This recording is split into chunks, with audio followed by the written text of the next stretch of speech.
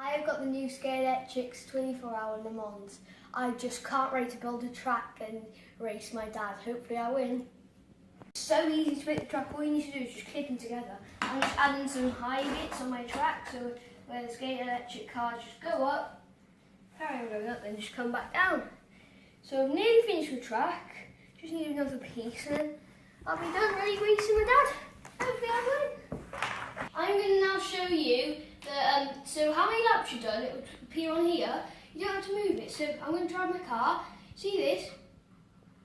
It will slowly turn, and I'm just going to drive my car around, and back around, and it goes back again.